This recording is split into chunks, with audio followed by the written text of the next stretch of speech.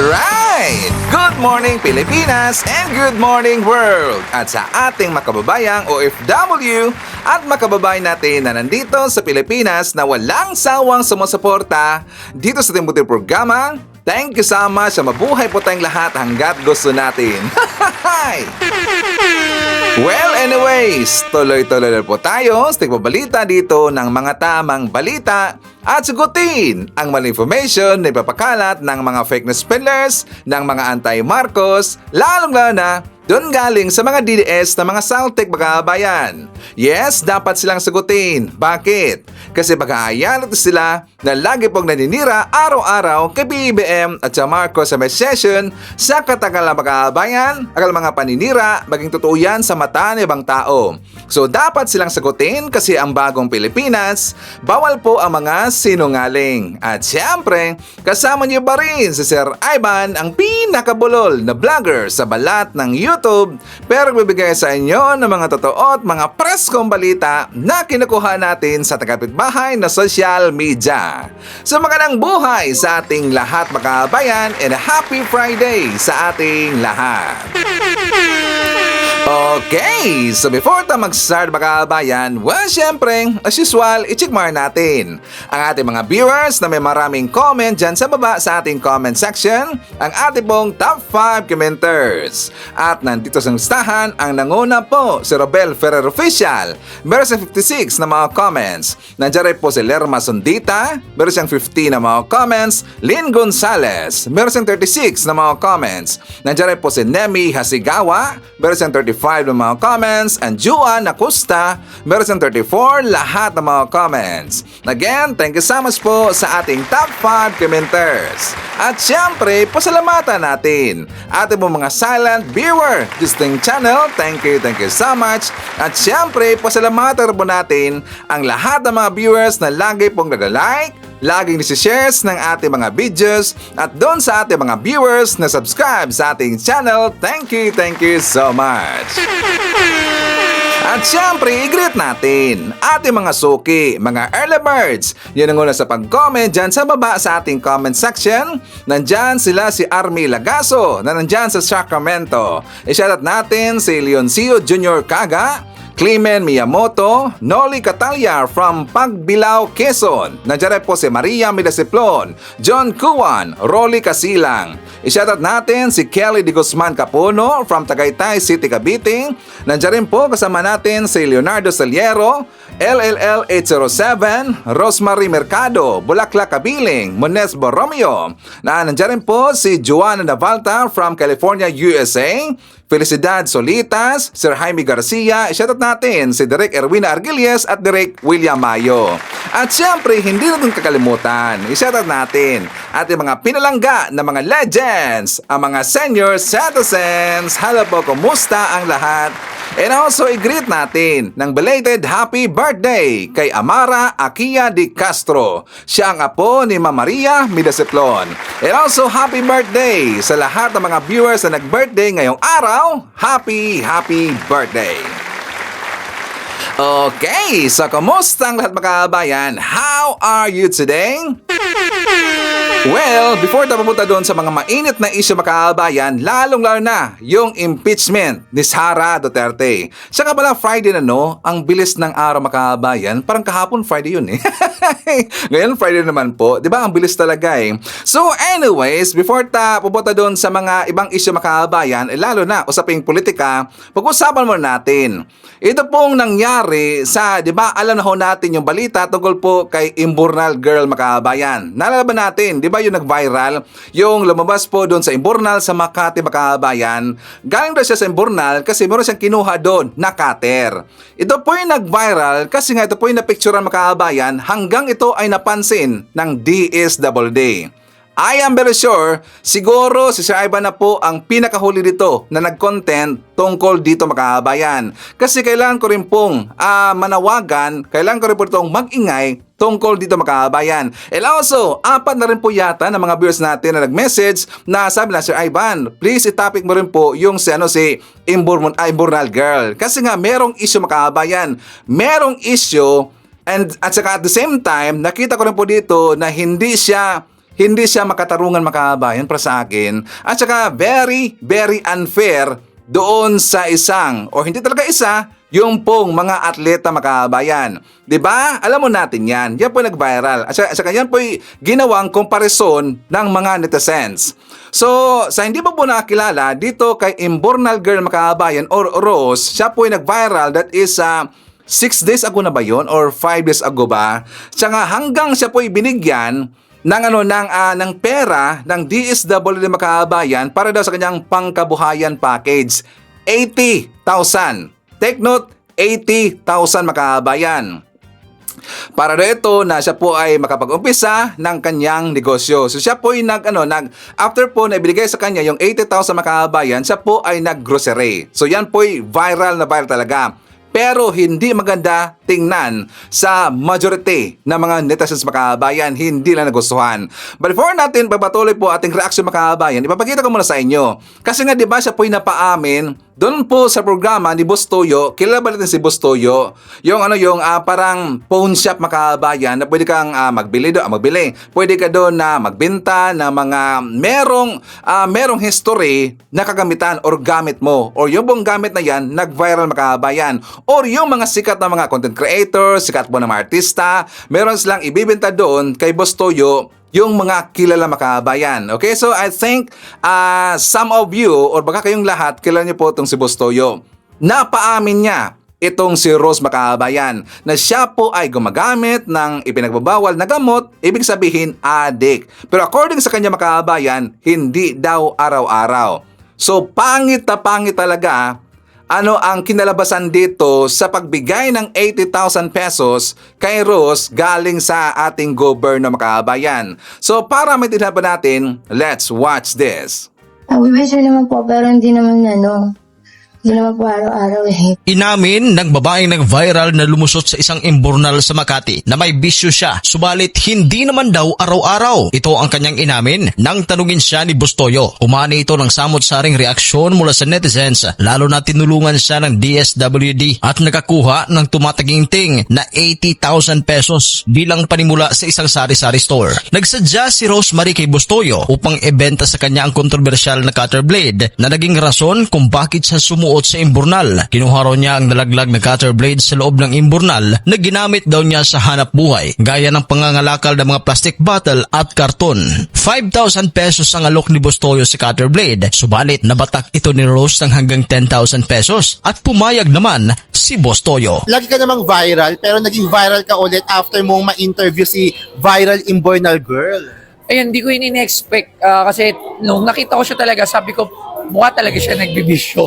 Alam niyo naman ako, very honest ako sa naramdaman ko kasi sabi ko kung ano gusto ko sabihin. Kaya tinanong ko kung nagbibisyo siya. So, natawa ako sa sinagot niya na, pero hindi naman araw-araw. So, ayun, nakakatawa. Pero ang galing na paamin mo siya, no? Siyempre, alam mo na, alam niya kasi na galing din naman tayo sa kalye. Alam mo, kahit ganito naman, kahit anong narating natin, andun pa rin sa itsura at saka sa dugo natin kung saan tayo nagmula eh. Kaya yung hesitation, kumbaga kung iba nagtanong nun, baka hindi umamin. Pero kasi dahil ako nga yung nagtanong, umamin siya. Although naglabas naman ng statement yung DSWD, parang nayanig sila. Ayun nga po, hindi ko po alam ko ano po yung sasabihin ko. Pero yun nga, pero sinabihan din natin si Rose na kung nagbibisyo kasi tigil na niya kasi wala naman talagang mangyayari sa buhay niya. Tama yung sinabi mo sa kanya, no, yung payo mo. Anong gagawin mo doon sa cutter? Ilagay ko sa frame. So, syempre, maraming nakabasa sa social media nun. So, sooner or later, ilang years, pag nagpunta sa shop ko, sa museum, makikita nila doon, maaalala nila na merong babaeng imbornal na naghahanap ng cutter blade. Ayan. Okay, so dahil po sa nalaman, dahil po ito po ay nag-viral mga kababayan at saka nakareceive po ng mga sangkaterbang batikos yung DSWD at nang malaman rin po ng DSWD dahil po sa programa po ni Boss Toyo na ito palang si Rose gumagamit po ng ipinababawal na gamot. So ngayon mga kababayan ko, kahapon, naglabas na rin po ng statement ang DSWD na inilagay nila sa programa na rehabilitasyon itong si Ross. Tingnan nyo, almost 1 week na makaabayan, tas kahapon pa lang sila nakapag-decide na i-rehab nila itong si Ross makaabayan. Tingnan nyo, kung hindi ito nakurot, kung hindi ito nakareceive ng sangkaterbang batikos itong DSWD, hindi sila kumilos makaabayan. So ito po ito may maganda na tayo po magkakaisa at saka dapat babanatan natin yung gobyerno na sa tingin natin sila po talaga ay babanatan makaabayan. Hindi sa lahat ng pagkakataon na lagi natin silang ipipraise na nagkita natin sila po tumutulong, meron silang ginawang maganda. Pero dito po sa kabila, na kapag makikita natin po yung gobyerno na meron silang ginawa na hindi dapat nilang gawin makaabayan or meron silang dapat gawin na hindi naman nila ginawa, dapat babatikusin natin sila makaabayan. So dito, nag-design na po yung DSWD na nirehab nila itong si Rose. Pero alam nyo mga kaabayan, na naloko niya itong si Bustoyo. Kasi nung na-interview siya, itong si Rose doon sa KMGS, iba ang kulay ng cutter makaabayan. Nung dumating siya doon po sa pawn shop ni Bustoyo, iba na naman pong kulay ang cutter makaabayan, kulay yellow. O diba, niloko niya. Pero alam ho yan ni Bustoyo na siya po niloko. Pero hinayaan lang po niya makaabayan. So yun pa nga, napatuloy pa rin po si Bustoyo kasi nga for the content pa rin po yung makaabayan. Diba? For the content pa rin ho yan. So binili niya yung cutter sa halagang 10,000 pesos. And until now, sikat na sikat pa rin po yung viral na Imbornal Girl makaabayan. Diba hanggang ngayon, kahit saan sa kayo mag-scroll dyan sa inyong Facebook account makaabayan, makikita nyo pa rin po mga netizens natin na sila po ay gumaya doon sa ginawa ni Imbornal Girl. Kasi nga, napaka-easy money makaabayan. Diba? Easy money talaga eh. Lumabas ka lang or lalabas ka lang dyan sa Imbornal, kapag ikaw ang magbaral, meron kang 80,000 pesos makaabayan. Ito naman ay napaka-unfair. Dito po sa nangyari sa mga atleta natin. Kasi nga 'di ba, 3 days ago makaabayan, 'di ba meron pong palarong pambansa. Nung meron na po silang prizes na binigay and also incentives makaabayan, nakita natin napakalaki ng papel na parang chiki tingnan makaabayan ang nakalagay doon. Binigay po doon sa atleta is only 3,000 pesos makaabayan. Diba napaka-unfair tsaka talagang hindi po ito makatuwiran makaabayan. 3,000 pesos lang, atleta yan makaabayan. Diba atleta ho yan. At saka yung mga atleta, talaga pong nagbibigay ho yan ng karangalan sa bansa natin. At saka hindi basa-basa ang kanilang pinagdaanan makaabayan. Sangkaterbang, mga grabe na mga trainings ang pinagdaanan lang bago nila makamit yung gusto nilang yung narating na makaabayan bilang atleta. Diba? Hindi basta-basta yan. Alam ho yan ng mga atleta. Pero 3,000 lang yung incentives makaabayan. Kaya nga nanawagan ngayon yung netizens na sana ipaabot natin sa kaukulan sa gobyerno natin na sana taasan yung incentives na mga atleta natin. Kung nabigay man, kung kaya naman pala magbigay yung DSWD ng 80,000 doon sa isang addict, how much more na dito po sa mga atleta. So dapat dagdagan lang makaabayan. Hindi kasi makatwiran yung 3,000 pesos. Kung kaya ho ng DSWD na 80,000 pesos, bigyan ng 100,000 plus yung atleta makaabayan. Correct ba ang sinabi ni Sir Ivan? Diba? Grabe talaga eh. So anyways, war tayo. Ang importante ito makaabayan, nanawagan tayo sa gobyerno. Kasi nga, dapat naman talaga natulungan po yung kababayan natin na mga atleta. At saka dito po sa case ni Rose makaabayan, hindi kasi natin alam kung saan niya talaga gagamitin yung 80. Well, nakita natin, siya po ay naggrocery. Pero hindi yun lahat ginasta doon sa grocery makaabayan. Baka mapunta doon sa kanyang bisyo. Diba? So anyways, affordable tayo. Pag-usapan natin yung viral na isang Barbie na surfer na taga Dubai makaabayan. I am very sure nakita niyo na po ito. 'Di ba viral na viral 'yan? Kasi meron pong ibang lahi makaabayan na napakalamon natin nandun siya sa Dubai. 11 years na ho siyang nanirahan doon sa Dubai makaabayan at siya po'y binansagan na Dubai Barbie surfer. So, dito siya nag-viral mga kababayan nung siya po ay nag-surfing while kumain ho ng OB cake. Yung OB cake mga kababayan, doon niya yan binili sa isang Pinoy bake shop doon sa Dubai. At hanggang ito po ay nag-viral. Bakit? Kasi pag-aakala nila ito ay AI mga kababayan. Aaminin natin, una niyo nang nakita mga kababayan, di ba? Nag-isip kayo na yan ay AI? Or kung hindi man AI, green screen ang ginamit mga kababayan. Ako nga, pag-akala ko, green screen mga kababayan, hindi pumasok sa isip ko na yan ay AI. Kundi pumasok sa isip ko, yan po ay green screen mga kababayan. Kasi kung titignan ho natin, ang kanyang, di ba, kanyang buhok hindi masyadong gumanon. Kasi nga, siyempre, surfing yan eh. At saka mahangin yan sa labas mga kababayan. Hindi masyadong gumanon. At saka hindi rin po masyadong nabasa ang kanyang isinuot na ano na parang marapar ba tawag niyan? Yung tawag niya mga kababayan. Di ba? So, hindi masyadong nabasa. Hanggang kahapon makaban, kahapon kasi nga araw ng kalayaan, di ba? Meron po siya nag-viral na video na meron siyang dala na flag, Philippine flag makabayan. So marami kasi hindi naniniwala na ito po ay totoo makabayan. So ngayon, before nag-vlog si Sir Ivan, meron ako silang inilabas na behind the scenes. Yung behind the scenes makabayan, dito nila ipapakita kung paano nila yan ginawa. At dito natin nalaman na yan pala ay totoo, hindi yan AI makabayan or hindi yan green screen. Ito ang kanyang ebidensya. I'm here wearing my Filipiniana, and here is Kuya Archie. Kuya Archie is not Photoshop or edited. Look at him. Kuya, say something in Tagalog. Ayong buntag. That you're not edited, right? Or Photoshopped? Yeah. No. Yeah. It's real. We're all real! Yeah. Okay, let's go. Come, not yet. Let's go. I tell you when I go.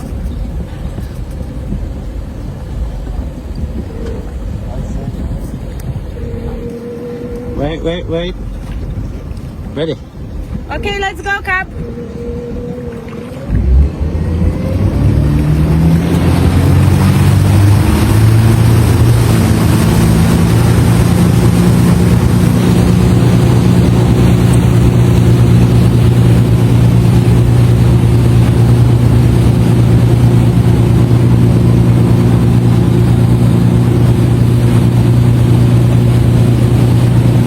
Chicken adobo.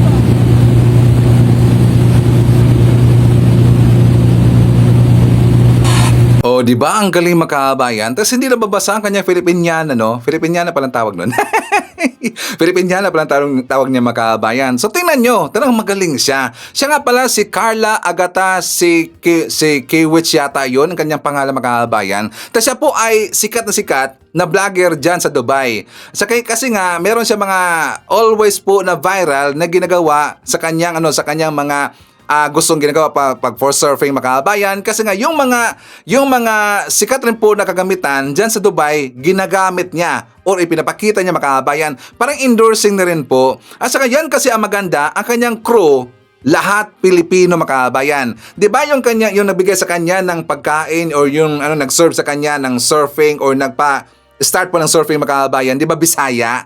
According po dun sa comment, yung si Kuya na yun, taga-Agusan pala makabayan.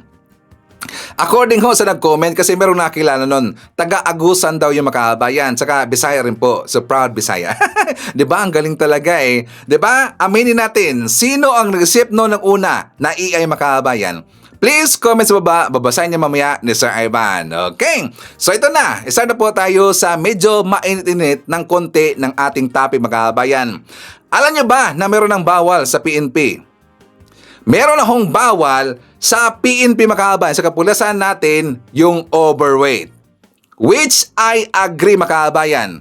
Ako agree ko dito sa plano ni General Torre na bawal talaga yung overweight sa kapulisan natin. At saka hindi pwedeng ma-promote yung overweight mga kabayan. Kasi nga kung titignan natin, no, 'di ba? Kung meron silang hahabulin po na mga kriminal, paano nila maabutan or mahahabol yung kriminal kapag sila po ay medyo matabain, overweight mga kabayan? 'Di ba? Sila po ay mahihirapan. At saka dito nakapag-isip si General Torre, which is yan po hindi naisip nung una o nung dumaan po na admin makabayan sa mga Duterte. Di ba? Si General Torre lang ang nakaisip niyan. For more details, let's watch this. Mag-exercise at maging physically fit. o hindi bibigyan ng promosyon. Ito ang babala ng liderato ng Philippine National Police sa mga pulis na overweight pa rin. At hindi lang yan, dahil kahit ang mga hindi asintadong bumaril, tinututukan din. Ayaw niya sir nakakita ng antaba-taba kasi kung ang role nga naman ng pulis ay tawag dito ay tumakbo, paano ka nga naman makakatakbo kung halos hindi mo na mabitbit yung sarili mo. So, hindi mapropromote at higit sa lahat, maaring matanggal sa serbisyo sa pamamagitan ng attrition. Ito ang maaring kahantungan ng mga overweight o matatabang pulis. Sa ilalim kasi ng liderato ni PNP Chief Police General Nicolas Torre III, bawal na ito. Ayon sa hepe ng pambansang pulisya, sagabal sa mabilis na pagresponde sa mga krimen ang pagiging mataba. Pero sabi ni PNP spokesperson Police Brigadier General Jean Fajardo, hindi na bago sa hari ng pambansang pulisya. May ganito na rin kasing pulisiya ang mga nagdaang PNP chief. Kaya naman panahon na daw para muling seryosohin ang kanilang fitness test. Paalala ng PNP sa mga pulis, mag-jogging o mag-ehersisyo ngayon pa lang. Aminado naman si Fajardo na malaking hamon ito sa kanilang hanay. Pero giit ni Fajardo na alinsunod sa batas na hindi dapat lalampas sa 5 kilo ang timbang ng pulis sa kanyang ideal weight. ngayon, kung paano ka magpapapayat, paano ka magiging fit, sabi niya, bahala na yung individual police na yan, hindi niya sasaklawan yan kung paano siya magpapapayat.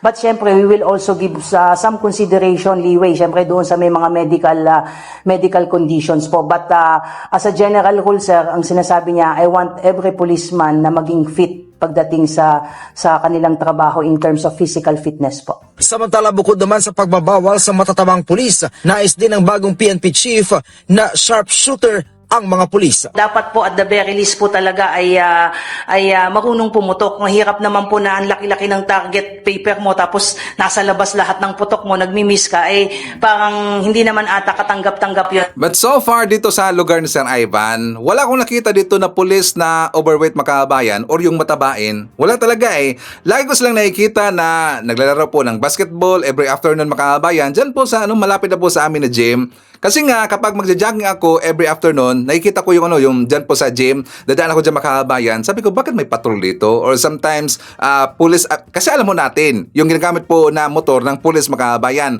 Naglalaro para sila ng basketball makabayan, mga athletic talaga Yung police namin dito, mga athletic makabayan, tapos mga matatangkad pa, para siguro parang pinili, parang selection makabayan.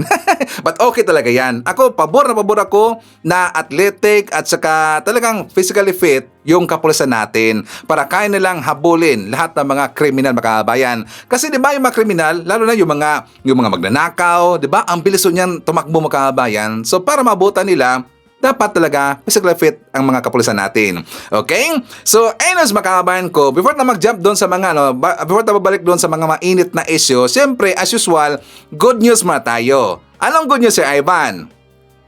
Alam niyo ba kahapon na meron pong nakaiwas sa bingit ng kamatayan ang kababayan natin doon sa Saudi makabayan? Yes, meron naman po. Kasi merong nakulong doon at saka ang kanyang kaso makabayan, something about sa drogas yata if not mistaken. So, nung patawan na siya ng bitay makabayan, ito po ay natulungan ng embahada natin or ng taga DMW. At yan po'y tulong at siya po'y tinulungan po ng ating presidente makabayan. So ibig sabihin siya po'y napalaya at saka siya po ay dadalhin na sa Pilipinas makabayan. Tingnan nyo kung gaano kabait si PBBM. Siyempre si PBBM yan po'y nag-isip po sa mamayang Pilipino. Ito ang ating balita makabayan. Samantala, matagumpay na napalaya at naparepatriate ng pamahalaan ng Pilipinas ang isang Pilipinong nasa death row sa Saudi Arabia. Ayon sa DMW nitong June 10, na-repatriate ang ating kababayang hinatulan ng parusang kamatayan matapos ma-convict noong September 24, 2024 dahil sa illegal na droga. Sa pamamagitan din niya ng pagtutulungan ng DMW, DFA at OWA, nabigyan ng legal representation at financial assistance ang naturang Pilipino para matiyak na magkakaroon ito ng due process at mapapauwi ng Pilipinas. Giit ni DMW Secretary Hans Leo Kakdak, bahagi pa rin ito ng pagtupad sa direktiba ni Pangulong Ferdinand R. Marcos Jr. na protektahan ang karapatan at kapakanan ng mga OFW, partikular na sa mga panahon ng pagsubok. Kaugnay niya mismong ang kalihim ang nagtiyak sa ating kababayan ng mga assistance at suporta mula sa pamahalaan. Abot na po hanggang sa dulo ng Pilipinas ang handog na libreng internet ng administrasyon ni Pangulong Ferdinand R. Marcos Jr. Ito'y matapos ang matagumpay na paglulunsad ng DICT ng 53 libreng Wi-Fi sites sa 25 lugar sa Tawi-Tawi. Dahil sa Free Wi-Fi for All program, nararanasan na ng mga taga-Tawi-Tawi ang benepisyong hatid ng connectivity tulad ng online communication at online na negosyo, edukasyon at trabaho. Git ng DICT, bahagi pa rin ito sa pagtalima sa direktiba ni Pangulong Marcos Jr. na walang Pilipinong maiiwan dahil sa digital bayanihan kahit malayo sa sentro kasama sa progreso sa ilalim ng bagong Pilipinas. Pagbibigay naman ng medical allowance ng mga guro sa mga pampublikong paaralan at non-teaching personnel ng DepEd, mas pinadali pa sa tulong ng 3 opsyon na inilatag ng DepEd. Mga guro, lubos ang pasasalamat, lalo't nabawasan ang kanilang pasanin. Mahigit 20 taon ng guro sa public school si Leonora. Dala na rin ang responsibilidad sa pagtuturo. Hindi maiwasan na kung minsan ay magkasakit. Siyempre, humuhugot kami sa sarili naming bulsa, no? Parang magkakaroon kami ng additional na expenses. Para matugunan ang alalahanin na yan ni Leonora at ng milyong-milyong mga guro sa bansa, inaprubahan ni Pangulong Ferdinand R. Marcos Jr. ang 7,000 pesos annual medical allowance para sa public school teachers at non-teaching personnel ng DepEd. Bahagi ito ng pinalawak na healthcare support ng pamahalaan para sa mga kawani ng gobyerno. Ito ay alinsunod sa Executive Order No. 64 Series of 2024 na nilagdaan ni Pangulong Marcos Jr. Layunin ng programang ito na pagaanin ang gastusin sa gamot at pagpapagamot, palawakin ang akses sa serbisyong medikal, at pagbutihin ang kalagayang pangkalusugan at produktibidad ng mga guro at kawani, lalong-lalo na sa mga nasa malalayong lugar at high-risk areas. Ayon kay Education Secretary Sonny Angara, paraan ito ng pagkilala sa mga guro at staff para mabawasan na ang kanilang alalahanin pagdating sa pangangailangang medikal. Sa ilalim ng DepEd Order No. 16 Series of 2025, may 3 opsyon ng mga benepisyaryo kung paano nila matatanggap ang allowance. Kabilang na riyan ang pag-enroll sa group HMO packages na bibilhin ng DepEd, individual availment para sa bagong HMO o renewal ng existing HMO plan, at direct cash payment sa pamamagitan ng payroll para sa mga nasa geographically isolated and disadvantaged areas o GIDAS, kung saan limitado ang access sa HMO. Sa mga pipili sa individual availment, ipapasok na agad sa payroll ang halagang 7,000 pesos kahit wala pang naisusumiting resibo o kailangang dokumento. Gayunman, kapag hindi na kumpleto ang mga requirements sa takdang panahon, maaaring ma-hold ang susunod na taon ng benefit hanggang maayos ang mga kailangang papel. Sa pamamagitan ng programang ito, inaasahang bababa ang absenteeism at maitataas ang moral ng mga guro at kawani. Naiisip na rin ng pamahalaan na ang teacher ay nagkakasakit, no? Na kailangan talaga ng tulong ng mga teacher sa ganitong paraan. Siguro, ito ay preliminary pa lang yan, no? Siguro in the long run, baka tataas pa. So, mas maganda po. Welcome development din ito para sa Teachers Dignity Coalition. Lalo't ayon sa grupo, ay dapat talaga itong ipatupad bilang bahagi ng Magna Carta for Teachers. Para kami ay mabigyan ng teaching load for the next school year kasi kailangan physically fit. At syempre, pag may natuklasang may may problem, kailangan namin ng medication din. Pambili ng maintenance o mga ibang gamot, malaking bagay din po doon. At saklaw ng allowance sa mga permanente, coterminous, fixed term, casual at contractual na kawani na nakapagserbisyo ng hindi bababa sa 6 na buwan sa loob ng 1 taon.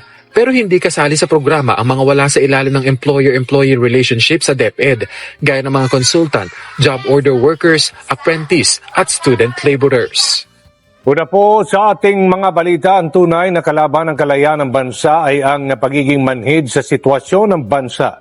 Ito pong ginit ni Pangulong Ferdinand R. Marcos Jr. sa kanyang mensahe sa ika-127 taong anibersaryo ng Araw ng Kalayaan ng Bansa. Dinagdag pa ng Pangulo na sa ating mga kamay ang pagkamit ng isang bagong Pilipinas. Alagaan at ipaglaban ang kalayaan. Yan ang naging mensahe ni Pangulong Ferdinand R. Marcos Jr. sa kanyang pangunguna sa selebrasyon ng ika-127 taong anibersaryo ng kasarinlan ng Pilipinas. Ayon sa Pangulo, hindi biro ang ginawang sakripisyo ng mga bayani at unang henerasyon para makamit ng bansa ang kalayaan, lalo't maraming buhay ang inialay. Dahil dyan, marapat lamang anyang patuloy na itaguyod ang tinatamasang kasarinlan. Let us honor this day not just by remembering the sacrifices of our forefathers. We must live with the same courage and love of country. For freedom is not just something that we inherit, but a right that we must protect every single day. Kaya ngayong araw, habang ipinagdiriwang natin ang ating kalayaan, lalo natin paigtingin ang pagmamahal at paglilingkod sa ating minamahal na Pilipinas.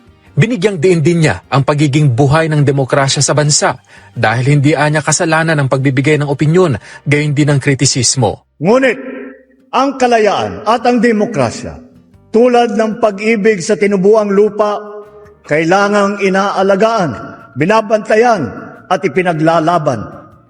Dahil ang totoong kalaban ng kalayaan ay ang pagiging manhid. Manhid sa hinain ng taong bayan, manhid sa kalagayan ng ating kapwa, manhid sa kapanganan ng ating bansa. Kasabay niyan, hinimok ng Pangulo ang mga lingkod bayan na tuparin ang mga tungkulin para mapalaya ang taong bayan sa mga hamong kanilang kinaharap sa araw-araw. Pananagutan, yan ang sigaw ng sambayanan. Mula sa sirang tulay, kalsada, mahal na pagkain, kakulangan ng kuryente, ang nais ng taong bayan ay tunay na pagkilos at na pagserbisyo. Ang solusyon ay ang pagpapaginhawa ng buhay ng bawat isa. Bilisan ang pagtugon sa mga ngailangan ng ating mga kababayan. Taasan ang kalidad ng serbisyo at iwasto ang ating pagkukulang. Pananagutan natin hindi lang ang mga umaabuso sa tungkulin, maging ang mga nagkukulang sa paglilingkod. Dahil mas madadama ng Pilipino ang kalayaan kung may pagkain sa hapag, may maayos na transportasyon, may gamot para sa mga may sakit, at may dignidad ang bawat manggagawa. Hinikayat din ng Pangulo ang publiko na maging mapanuri sa harap ng paglipanan ng fake news at misinformation. Giit niya, dapat manatiling tapat kahit walang nakakakita, manindigan at piliin ang pagkakaisa sa gitna ng pagkakaiba. Kanina pinangunahan ng Pangulo kasama si First Lady Liza Araneta Marcos, Ilocos Norte 1st District Representative Sandro Marcos, Joseph Simon at William Vincent Marcos ang pagtataas ng watawat ng Pilipinas sa Luneta. Nag-alay din ang Pangulo ng bulaklak sa bantayog ni Jose Rizal na isa sa mga lumaban para sa kasarinlan ng bansa. Okay, so dito sa ating mga bagong subscribers, mga bagong viewers, or bagong santa dito sa ating channel mga kabayan, dito sa ating channel, ipinapakita ko dito yung mga proyekto, yung mga inisyatibo, mga lakad ni PBBM, kasi para malaman ho nating lahat, lalo na sa mga DDS makabayan na mga tanga, para malaman ho nila kung ano yung mga tinatrabaho ng ating gobyerno or kung ano ang lakad tinatrabaho po ng ating Pangulong si BBM. Kasi lagi lang sinasabi makabayan na wala dang ginagawa, lagi dang tulog ang ating Pangulo. So dito sa ating channel, every vlog ho natin, ipapakita natin dito yung mga lakad, mga ginagawa, mga proyekto ng ating gobyerno. Okay? At saka don't forget to like naman po. I-like natin, i-share natin ating vlogs mga kababayan para ito makaabot doon sa mga kababayan natin na hindi mga well-informed. Dahil sila po ay binulag ng mga DDS fake news peddlers. Okay? So ngayon, pag-usapan ho natin itong si Sara Makabayan and also ang mga DDS crooners. But for that, i-share natin, andyan po si Jemmy De La Cruz, Jenky Susa, Lynn Gonzalez, Joy Palma. Nandiyan rin po si Milet Miles, Flor Figo Mapak, Joseph Magallon. Shoutout natin si Santiago Espinola, Tes Faraon. Kasama rin po natin si Luwalhati Dibel from San Pablo City, Laguna. Nandiyan rin po si Marilyn Digma from South Korea, Gilbert Pastor from Tabango, Leyte, to Sultan Kudarat. Hi to Pay or Pai Crespo, Emmy Mapalad, Seal TV, and hi to Betty Caliso. Okay. Mga kabayan ko, unahin mo natin po itong awayan. Naalala ba natin na meron ko sinabi sa inyo na nag-aaway ngayon ng mga DDS? Specifically, itong si Maharlika plus Harry Roque versus itong si Alvin, the tourism makahabayan, nalalaban natin yan. Di ba sinabi ko yan sa ating last vlog makahabayan na meron pong awayin ngayon yung mga DDS. Kasi nga, ang gusto na itong ipalabas makahabayan, nagdramahan sila para ma-divert yung attention ng mga kababayan natin doon manood sa ilalagi para makalimutan nila ito nangyari sa impeachment trial or impeachment case ni Sara Duterte makahabayan. So para meron itong ebidensya na totoo ang sinasabi ni si Ivan, let's watch this. Ito. Sige, wait. Usapang tapat. May hamon ka nung last broadcast ko. Ulitin mo ang hamon mo. Ulitin mo. I don't want to go Bakit there. kasi ganyan ka? Wait lang. Pag nakaharap, ngingiti-ngiti. Pag nakatalikod ko ano nung sinasabi. I don't want Ako to ba go there. nagsasalita ako ng anything na hindi nakaharap? O ulitin mo ngayon. I'm trying to fix this. Anong try to fix this? Naghamon ka eh. Kaya nga, di ba nga mag-fix na Pag nakaharap kasi, iba ka. Ulitin mo ang hamon mo. I just want to really cover what's happening and to make sure that the Filipino people know what's happening. That's my initial goal. I don't want kasi, that's my personal conviction. I also hate the Marcoses, but I don't want to do it in the way that you're doing it. Iba kasi yung approach Okay, ko. sorry ha. I respect your Okay, approach. sorry ma'am. ha, pero hindi ko naman ini-impose sa'yo. Nagayahin mo kami. Walang ganon. Okay? Hindi ka namin pinilit na sumali dun sa bangag-bangag. Ikaw yung nag-approach. Akala ko we're okay. So, for sure, walang aamin dito. Pero, Let's resolve this kaya para matapos we have to resolve this. Pagkatapos nito, O, wala diba, na. diba, ito muna, inayos ko kayo. Andito sila Makabayan, sila Jessica. Sabi ko, ayusin natin to, may problema. Bakit kayo nag-aaway-away? Hindi ko, alam mo ba kung bakit nagkaroon ng June 14 event? Dahil sinabi daw, mo, kasi sabi ko- sige, di kayo na lang mag-event.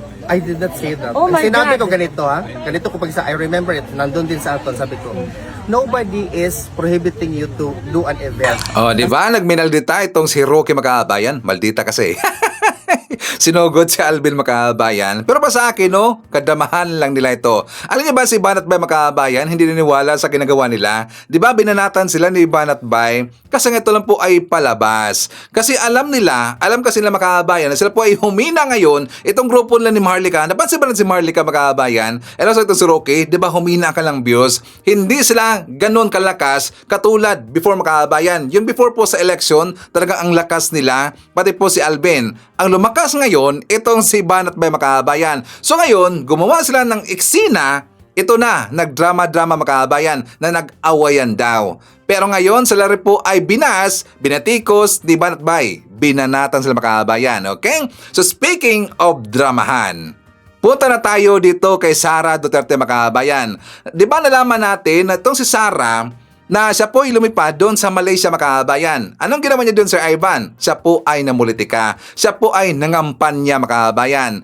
At alam na rin ba na after po doon na, di ba, pinareturn nila yung impeachment or yung articles of impeachment ni Sara doon sa Kamara makahabayan, na remand or na return doon sa Kamara. And after that, lumipad pala itong si Amy Marcos and also itong si Robin Hood Padilla doon sa Malaysia makahabayan. Sa Bisaya pa, ning apas doon kay Sara. So nakita natin kagabi, kasama ni Sara, si Amy at saka itong si Robin Hood makahabayan. Doon sa speech ni Sara, abay nanira. Kasi according sa kanya makahabayan, hindi lang daw 3 yung nanalo under sa padapa laban. 'Di ba ang nanalo po sa padapa laban, 'di ba si Marcoleta, ito pong si Bato de la Rosa, and also si Bongo makahabayan. 'Di ba sila po nanalo?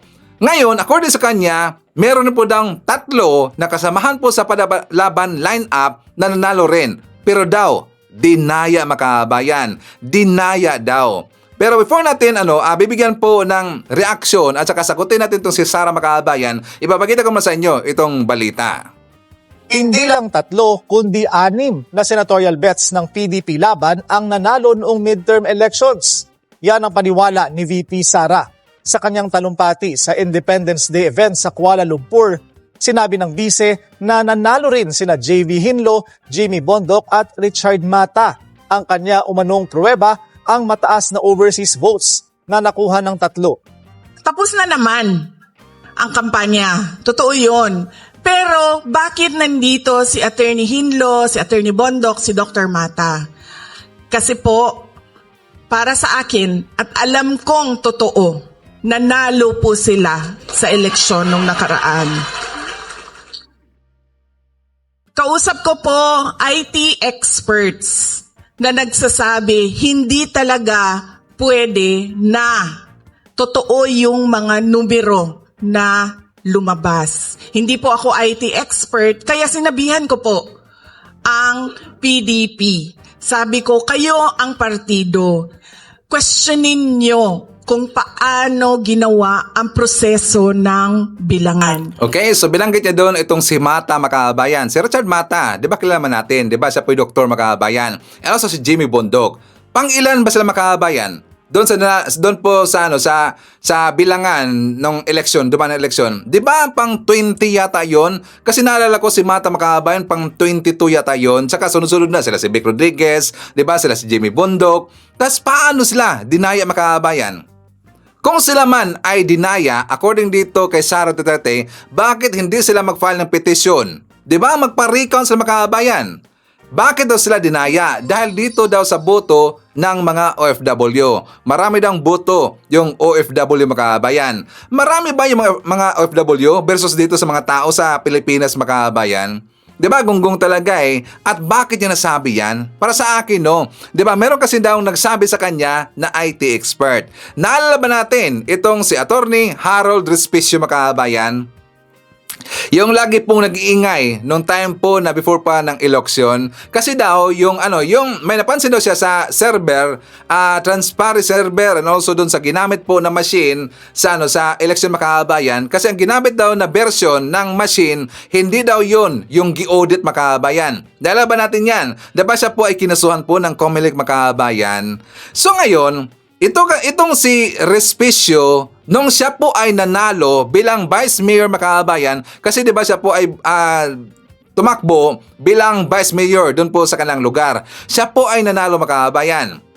Nung nanalo itong si Respicio, di ba siya po ay binatikos, di ba sabi niya na daw meron dang posibleng nangyaring dayaan dito sa Comelec, pero siya po ay nanalo Makabayan. Ang ibig sabihin, walang dayaang nangyari. Kasi nga, ito nga ang ebidensya. Si Respicio, siya po'y nanalo nung eleksyon Makabayan. Nalaman rin po natin kung bakit nag-ingay itong si Respicio at saka siniraan niya itong Comelec Makabayan. Kasi siya po ay katropa ng DEDS or ng Duterte Dugyot Party List Makabayan. Siya po ay katropa ng mga Duterte. Kaya siya nagpapaipal, siya po ay nagpapasikat. Diba siya po ay nanira Makabayan kasi siya po ay katropa ni Cardema. O diba? Diyan naniwala itong si Sara na meron ng dayaang nangyari nung eleksyon Makabayan. Hindi sila makamove on na hindi nakapasok yung ibang mga kasama nila under sa Duterte Makabayan.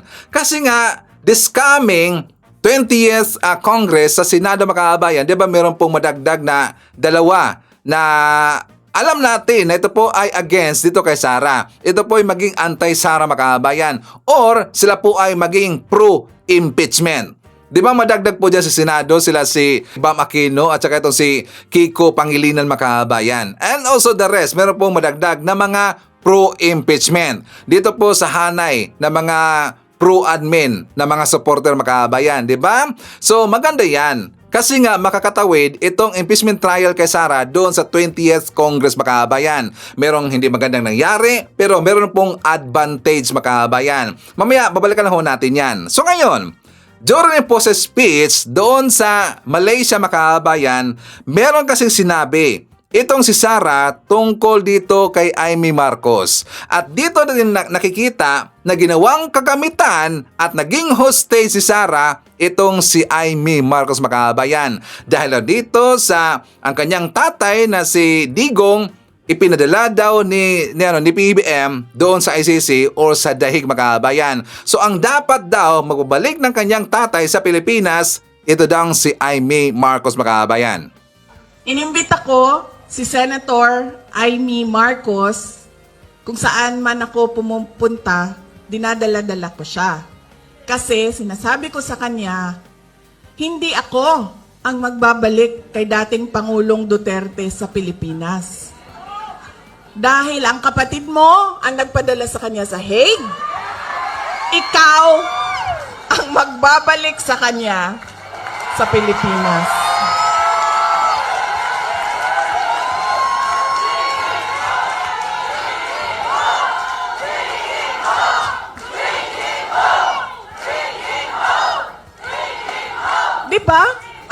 nagatod sa iyahan dito. Dili man. Diba? O, di, iyahang igsuon man, di ikaw ang magbalik anak dito sa mua sa Davao. Oh. Kaya dala-dala ko yan siya lagi, kahit saan ako pumunta. Kasi alam nyo, bakit? Kahit saan din ako pumunta, lahat ng Pilipino nagsasabi, iuwi mo sa akin. Sinasabihan ako, kahit nung bata sa kampanya namin sa Manila, maliit na bata na pagbaba ko sa stage, mukha siyang mga 8-9 years old. Sabi niya sa akin, ibalik mo si Tatay Digong. Ha? Bakit ako? Ikaw! Diba? Kaya dala-dala ko yan siya. O, di ba? Parang naka-hostage itong si Amy Makabayan, gunggong talaga eh. Sara Duterte, huwag kang mag-aalala. Kasi si Digong, makakauwi pa rin ho yan. Nakalagay na sa garapon. Joke lang. Di ba makakauwi pa rin po yan si Digong? Siguro pag nakalagay na po sa garapon Makabayan. Joke lang yan. So, dito no kay Sara, nakita natin na hindi na pala kurap tong gunggong na to, bobo rin Makabayan. Di ba si PM ba ang napadala doon sa dahig? I think not. Yung mga dilawan ho, sila si Trillanes, yung mga kakamping, yung mga dilawan, pero bakit ayaw niyang banatan Makabayan? Bakit ayaw niyang babanatan si Trillanes? Ayaw niyang banatan si former Senator Laila de Lima, sila si Chil Jokno, di ba? Yung Magdalo, bakit ayaw niyang banatan Makabayan? What do you think? Na sila ho yung responsable sa pagbabadala ni Digong doon sa dahig Makabayan. Kasi doon sila nag-file ng kaso sa ICC. Pero bakit ay nang babanatan? Bakit si PBM ang kalang binabanatan Makabayan? Kasi may plano itong si Sara Duterte na kanyang susuyuin ang mga kakampings, mga dilawan this coming 2028 Makabayan. Kung sakali ay hindi siya mahatulan ng guilty or makakalusot siya sa impeachment trial sa kanya Makabayan, 'di ba? Susuyuin niya yung mga pinklawan, yung mga dilawan. Lagi niya sinasabi nga sa akin ng mga DDS, binabash ako na this coming 2028 mapapas daw tayo Makabayan. Mapapas daw tayo kasi mapapas sa kanila daw yung pinklawan, mga dilawan this coming 2028. Tatanungin natin ang mga dilawan, pinklawan.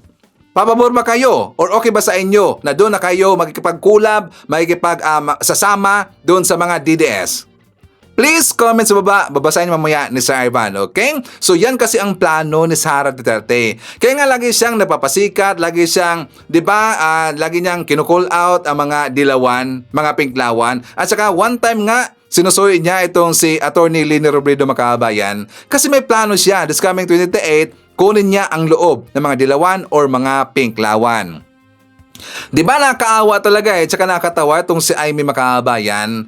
Itong si Amy, hindi niya talaga totoong kaibigan itong si Sara. Ginagamit lang ni Sara itong si Amy Makabayan para pag-awayin niya itong si PBM at saka si Amy Marcos. Hindi totoong kaibigan yan, di ba? Si Sara pa, mga traidor yan eh. Darating talaga ang araw or ang panahon, gaganunin yan ni Sara, itong si Amy Makabayan. Dito ba nga naramdaman ho natin, di ba parang walang choice, no choice talaga si Amy dito kay Sara Makabayan, tas naging bubo na rin eh. Si Amy naging bubo na rin eh, katulad ito kay Sara Makabayan, di ba? So, ipapakita ko rin po sa inyo. Ito na pong plano ng Kamara Makabayan kasi nga 'di ba na-return yung impeachment, yung articles of impeachment doon sa Kamara. So ito ngayon ang banat ng Senado, ang banat ho ng House of the Representatives. For more details, let's watch this. Pinagtibay na ng Kamara ang isang resolusyon na nagsesertipika na may bisa at dumaan sa tamang proseso ang kanilang impeachment complaint laban kay Vice President Sara Duterte. Pagbibigay din ng House Prosecution Team, tuloy lang ang laban. Joshua, bagamat nakasinidi adjournment na ang Kongreso, tuloy-tuloy lang daw ang magiging paghahanda ng House Prosecution Team para sa impeachment trial ni Vice President Sara Duterte. Kagabi ay isang bagong resolusyon nga ang kanilang inaprubahan na nagpapatunay at nagsesertipika na dumaan sa tamang proseso ang reklamo. Nanindigan ang House Prosecution Team na dumaan sa tamang proseso at naaayon sa batas ang ginawa nilang paghahain ng Articles of Impeachment laban kay Vice President Sara Duterte sa Senado. Yan ay matapos ipabalik sa kanila ng Senate Impeachment Court ang reklamo. Sa huling sesyon ng Kamara kagabi bago ang sinidi adjournment, pinagtibay ng mga kongresista ang House Resolution No. 2346 na nagsesertipika na sumunod sila sa konstitusyon. Hindi rin muna nila tinanggap ang ibinalik na Articles of Impeachment habang wala pang klarifikasyon ang Senado ukol dito. Ayon kay San Juan City Representative Isabel Zamora, isa sa mga miyembro ng House Prosecution Team, kahit nakasinidi adjournment na ang Kongreso, tuloy-tuloy lang ang magiging paghahanda nila sa paglilitis. Sa ngayon, hindi pa nila na ipapadala sa impeachment court ang motion for clarification, pero may nauna naman na silang resolusyon na inilabas. We are giving the message that we follow the rules, we follow the Constitution, and we are wondering why they issued such resolution. We are actually asking them why they are questioning our procedures when the mere fact that we transmitted the articles of impeachment shows that we complied with the procedures of the House, with the procedures laid in the Constitution. Una nang iginiit ni House Speaker Martin Romualdez na wala silang ginawang paglabag sa issue ng impeachment. Pero tiniyak niyang tuloy-tuloy ang magiging hakbang ng Kamara ukol dito. I rise, not in defiance, but with resolve, guided by duty, grounded in principle. The decision of the Senate, sitting as an impeachment court, to return the articles of impeachment is deeply concerning. The House of Representatives acted not out of haste, but with deliberate care. We followed the law, we honored our mandate, and above all, we stood for what the Filipino people deserve.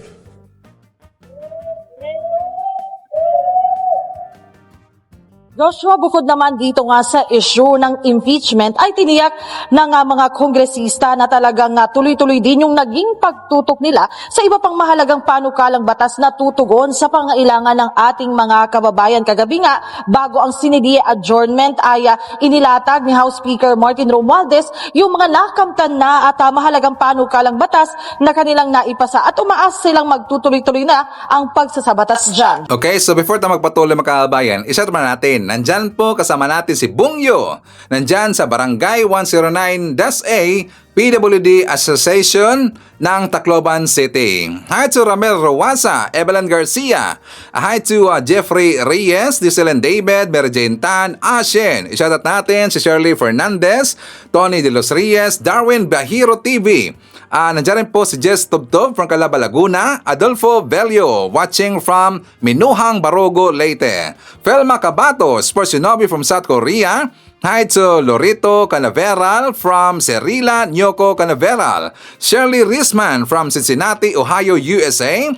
Kasama rin po natin si Tinker Bell, Luisito Niedo, Ada Luisa Taha from Riyadh, Saudi Arabia, Corazon Resurrection, and hi to Abby Smith from Arizona. Okay, mga kababayan ko, nung last session, doon po sa nang nag-convey na po yung impeachment makabay or yung Senado, naging impeachment court na ho sila, di ba nalaman natin ito po ay pinareturn or niriman yung articles of impeachment makabayan. So ngayon, ang ating analysis ng time na yon, sa akin, sabi ko okay lang, wala problema. Kasi ito naman po ay makatawid sa 20th Congress makabayan at meron pong advantage, meron pong hindi magandang nangyari, pero pagdating po ng 20th Congress makabayan, meron pong magandang mangyari kasi meron pong madagdag. Ipapakita ko sa inyo, isa po sa analysis ng ating kababayan, posible ito po ang mangyari makabayan. Mukhang naisahan tayo ni Cayetano. Yung motion to dismiss mo. Imbis na ma-dismiss yung kaso, niriman pabalik sa Kongreso. Bakit ka pumayag? Ibig sabihin lang nun, madidelay yung kaso at pagkatapos, tatawid yun sa 20th Congress. At pag nangyari yun, yung 5 bumoto ng no, madadagdagan yun ng Bam at Kiko. At huwag kang papakasigurado kay Lacson at Soto. Paano kung sumama pa yung 2 Tulfo? Meron pang Ligarda na hindi natin alam kung kanino papanig. Paano kung sumama din yung 2 Cayetano? Di tagilid na kayo. Akala mo nakaisa ka. Di ba? Mukha silang naisahan mga kabayan. So, on purpose talaga yon. Parang intentional yung mga kabayan na ipatawid yon sa 20th Congress. Ang plano doon siguro ni Cayetano, para plano, di ba, okay sila, pumabor sila doon sa mungkahi ni Cayetano na remand or i-return yon doon sa Kongreso para ito ma-delay, para makaawot po yung 20th Congress mga kabayan, di ba? Maraming madagdag doon na mga senador na pro-impeachment mga kabayan. So during po doon sa sa impeachment na start nila, di ba meron po nag-viral ngayon na video mga kabayan tungkol dito kay Amy Marcos na inutusan ni Bato de la Rosa. At sa ito pong si Senator Joel Villanueva, kanya pong tinuruan or inudyukan itong si Amy Marcos na harangin itong si Senator Risa Hontiveros makabayan. For more details, let's watch this. Nahuli kam na, nagpapalusot pa. Viral ngayon ang video ni Senador Joel Villanueva na tila sinusulsulan daw si Senador Amy Marcos para harangin ang paghain ng isang mosyon ni Senator Risa Hontiveros. Ito ay bago nagkasagutan na ang 2 senadora sa kasagsagan ng debate sa impeachment ni VP Sara. Pwede mo na sabihin sa microphone. Inaprubahan natin motion kahapon. Point of order, Mr. President. I have the floor, Mr. President. I have the floor, Mr. President. Kuha ng Bilyonaryo News Channel ang ngayoy kalat na video. Isang eksena bago magpalitan ng salita sina Senators Risa Hontiveros at Amy Marcos. Kita ang tila pagkonsulta ni Senator Amy kay Senator Joel Villanueva bago mag-raise ng point of order habang nagsasalita si Hontiveros. Umani ito ng samot-saring batikos online, lalo't nagmistulang tinuturuan niya si Marcos na lumapit sa podium, kasama si Senator Bato de la Rosa. Pero, paano nga ba ito nangyari noong June 10? Una na kasing nagmosyon si de la Rosa na i-dismiss na ang impeachment complaint laban kay VP Sara. I respectfully move that in view of its constitutional infirmities and questions on the jurisdiction and authority of the 20th Congress, the verified impeachment complaint against Vice President Sara Zimmerman Duterte be dismissed. Tinangka ni Senator Bongo magsalita pagkatapos niya na sinubukang pigilan ni Hontiveros. Matapos isuspinde ang sesyon, sinubukang i-move ni Hontiveros na wag munang magpamosyon at magpasalita matapos ni De La Rosa dahil nakabinbin pa rin ang dapat sanay panunumpa nila bilang senator judges. Alinsunod sa napagkasunduan nilang motion isang araw bago iyon. Paliwanag ni Senator Joel, lagi raw siyang natatanong sa floor at nag-procedural question lang si Senadora Amy. Sa patong-patong na naging motion, pwede ang mag-point of order. Dati na rin naging majority floor leader si Senator Joel, na anak ni Jesus is Lord Church founder, Brother Eddie Villanueva. Maging si Attorney Jesus Falsis nag-react din sa video. Sabi niya, sinusulsulan daw ni Villanueva si Marcos para guluhin si Hontiveros. Depensa naman ni Villanueva, clearly, malisyoso ang naging pagkalat ng video. At kung minority block naman ang may point of order, ganun din ang gagawin niya. Di ba nagpalusot makabayan? Di ba kitang-kita talaga nagkuntsabahan sila Kawawa ang taong bayan. Tayo po ay kanilang trinayder makabayan. Pinagluloko lang ho nila tayo, di ba? So, anyways makabayan ko, ipapakita ko rin po sa inyo na after po natapos ang kanilang sesyon, kasi di ba the other net makabayan, yun po ang kanilang last session sa 90th Congress. Finish na ho sila. Meron pong 6 na nag-graduate makabayan. Kabilang ho doon, di ba, si Binay, kabilang doon si Grace po, and also si Coco Pimentel. Which is silang 3 makabayan, sila po ay pro-impeachment. Di ba? Sayang na sayang talaga At sa kanilang pagpaalam makabayan, talaga pong nakakatouch. For more details, let's watch this. Kasabay ng pagkamatay ng impeachment at pagkalibing ng ilang panukala, tinuldukan na rin ang termino ng ilang senador sa 19th Congress. Balikan natin ang mga eksena sa huling araw ng sesyon. Matindi silang magdebate sa Senado. Pero kagabi, mga kasamahan sila na nagpapaalam sa isa't isa.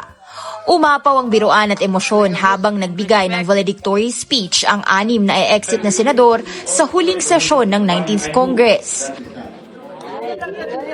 Napasana all na lang si Senator Nancy Binay nang i-introduce ni Senator J.V. Ejercito ang kapatid na si Senator Jinggoy Estrada.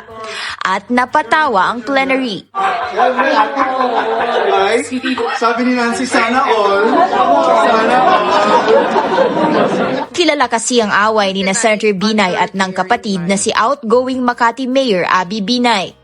Tinanong pa niya si Senator Amy Marcos kung inggit din ito. Ikaw, inggit ka ba? Mabilis ang sagot ni Senator Amy. Wala problema sa kapatid. Sa others. Tila patama sa rift nila ng kapatid na si President Bongbong Marcos. Nagbalik tanaw naman si outgoing Senator Cynthia Villar sa kanyang 2 termino. In this chamber, you fondly call me Mama Bear, a simple moniker, but one I took to heart. To be Mama Bear meant being firstly protective, genuinely caring, and always dependable. Iiwan niya ang Senado pero papalitan siya ni Representative Camille Villar na sasamahan ng kapatid na si Senator Mark Villar. Si Senator Grace Poe nagpasalamat sa taong bayan sa 2 termino.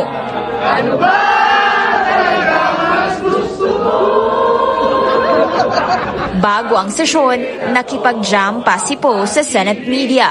Hindi na siya tumakbo sa anumang pwesto, pero papasok ang anak niyang si Brian Poe Lemanzares sa Kongreso bilang party list representative. Uwi na ako para sa pinakamahal kong papel, ang maging ina at asawa. Si Senator Nancy Binay, kinwento ang mga batikos na pinagdaanan.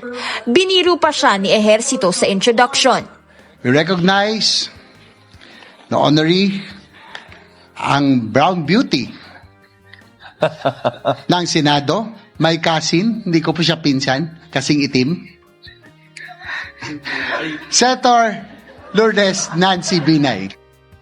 I entered this chamber 12 years ago under less than ideal circumstances, winning a mandate to serve, but also with a target on my back. Dakilang alalay lang daw ako, pinuna ang kulay ng balat ko. Nasaan si JV? Nasaan si JV? Pati ang mga damit ko, ginawang meme na viral sa social media. Bumuhos ang iyak sa gallery ng pasalamatan niya ang kanyang staff. Like a family, we have gone through the ups and downs and sideward lurches of work amid ever-changing times. I am glad that I have been able to call upon you. Babalik si Binay sa local politics bilang Makati Mayor. Our distinguished minority floor leader, Senator Coco Pimentel. Thank you. Napuno naman ang palakpakan ng session hall bago mag-speech si Senate Minority Leader Coco Pimentel. Binansagan siyang kokote ng Senado dahil sa pagiging sharp at brainy nito sa technical debates, lalo na sa impeachment ni VP Sara. Sila ni Senator Risa Ontiveros ang two-man minority. May the laws you pass rescue the poor and helpless and deliver them from the grasp of evil people. Pinuri siya ni Ontiveros na katulad ng kanyang amang si Nene Pimentel. The Senate just won't be the same without you. But I have no doubt that wherever your road next leads, you will continue to be a servant of the people. Nagbiro naman si Senator Bato de la Rosa sa kanya tungkol sa PDP.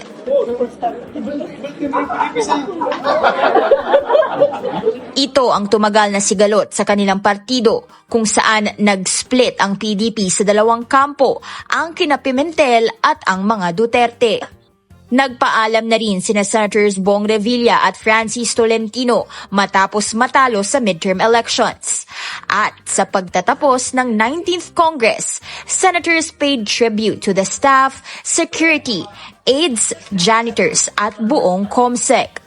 Sila ang mga tahimik na nagpapatakbo o unsung heroes sa Senado habang nangyayari ang kasaysayan. Sayang yung tatlong makahaba, no? Si Grace po, si Coco Pimentel, at saka itong si Binay. Kasi sila po yung mga pro-impeachment makahabayan. Sayang talaga eh. Mamiss natin sila. So anyways, kasama rin po natin si Luisito Niedo, Danny Derequito, Testa Maliwan, Albert Ocampo, Ivy Alfonso, Lucita Tolentino, nandiyan rin po si Elmer Pinaranda, Jovi Guerrero Liantino, Miranda Kenneth, Apple Nash, Lorna Obalanueva, Jeco Jerry Cabreros, Early Stanley Boyco, shoutout natin si Mercy Calatrava, Carmen Robertson, Juliana Galo, Shirley Fernandez, Alicia League, Belen Garcia, and hi to Tyson Abdullah. Okay. So makahabaan ko, yan natin manakalap ng mga balita ngayong araw. Kung nakaabot ka po sa portion na to, sana nakapag-like na ho tayo. Libre po ang mag-share. Libre din ang mag-subscribe. Again, maraming salamat sa mga viewers na hindi nag-skip ng ating mga commercials. Thank you so much. At before natin tatapusin ang ating programa ngayong araw, sana sabayan nyo sa Sir Ivan para sa ating live messaging prayer. Salamat po, Lord, dahil natanggap ko ang unang biyaya ngayong araw. Iyon ay ginising mo kami ng may lakas at walang sakit sa pangangatawan. Naway samahan mo kaming muli ngayong araw sa iba't ibang gawain namin. Patuloy mo rin po sanang bantayan ang aming mga anak at ihatid sila ng ligtas sa aming mga tahanan. Maraming salamat sa iyong presensya sa lahat ng oras, Lord. Idinilangin ko ito sa pangalan nating Panginoong Jesucristo. Amen. So maraming salamat mga kababayan, and I hope to see you again on my next video.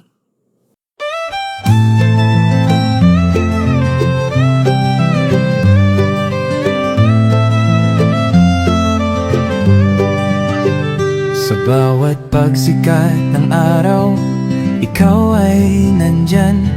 Tinig mong matatag, sa amin ay gabay.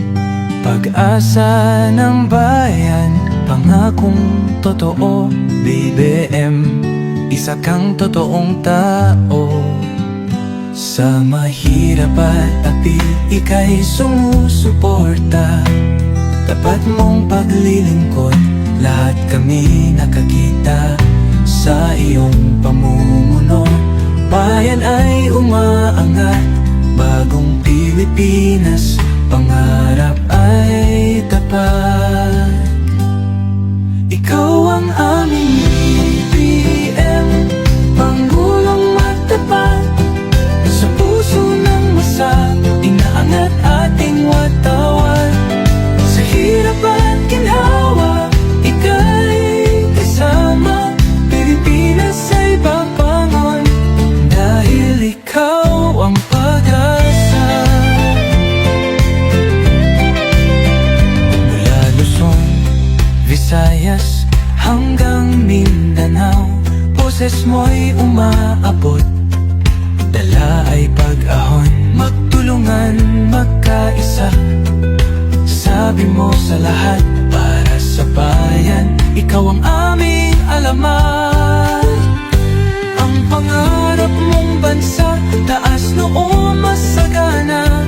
Manggagawa't magsasaka, binigyang halaga.